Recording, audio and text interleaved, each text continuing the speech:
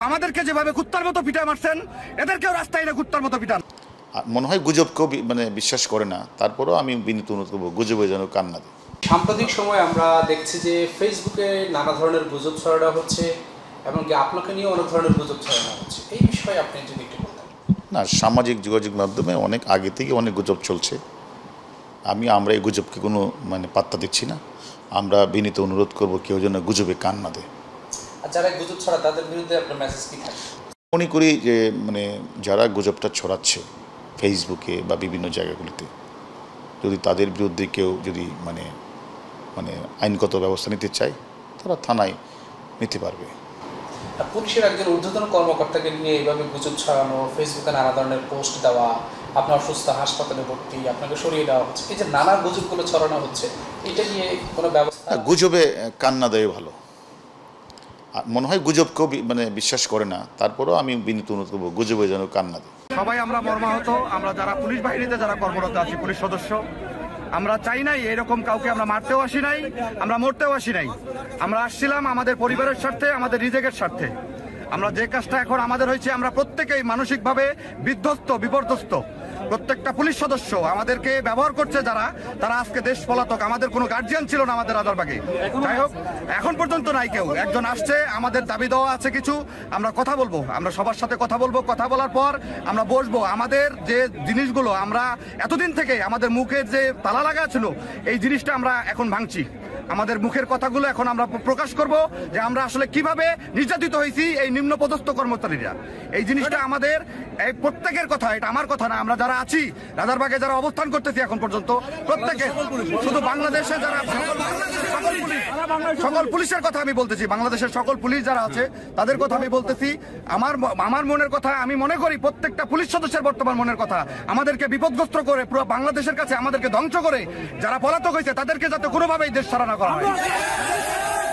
আমাদেরকে যেভাবে ইউজ করা হয়েছে, এখন তো তার শিকার আপনারা দিয়ে দিচ্ছেন। তার জবাব কালকে প্রত্যেকটা থানায়, কালকে যে গণহত্যা চালানো হয়েছে 25 মার্চের থেকে ভয়ানক হয়েছে। সারা বাংলাদেশ যে গণহত্যা চালানো হয়েছে 25 মার্চের থেকে ভয়ানক হয়েছে। প্রত্যেকটা পুলিশ সদস্য আমরা কান্না করছি যে কেন আমরা তো মরতে আসি নাই ভাই, আমরা কাউকে মারতেও আসি নাই। আমরা কেন এটা শিকার হইলাম? আমরা কেন প্রথম, যদি এই আইজিপি যদি প্রথম বক্তৃতা দিত যে আমরা জনগণের বুকে আমরা গুলি চালাইতে পারবো না, মাননীয় প্রধানমন্ত্রী বা রাষ্ট্রপতি আপনি একটা সিদ্ধান্ত দেন, তাহলে আমাদের এই পরিস্থিতি আজকে আসে না।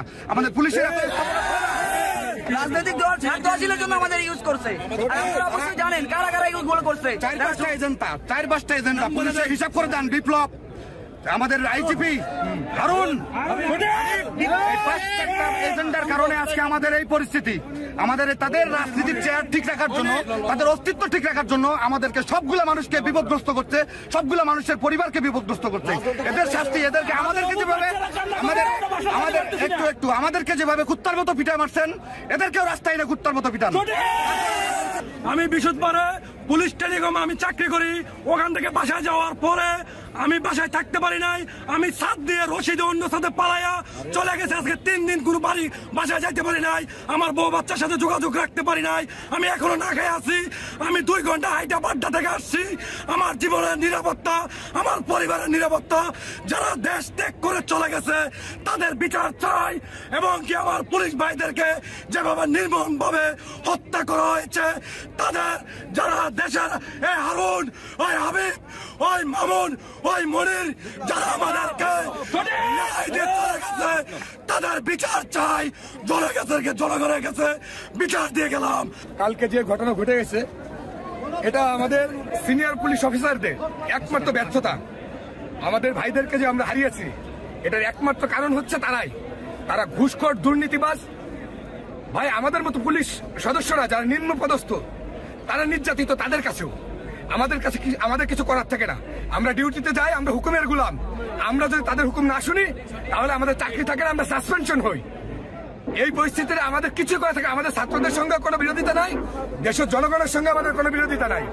একমাত্র বিরোধিতা হচ্ছে আমাদের তাদের সঙ্গে। আজকে আমাদের পুলিশ জেগে উঠেছে, তারা স্বতন্ত্র চাই। আমরা কোনো স্বরাষ্ট্রমন্ত্রী, কোনো রাজনীতিক, কোন নেতার পিছনে আমরা থাকতে চাই না।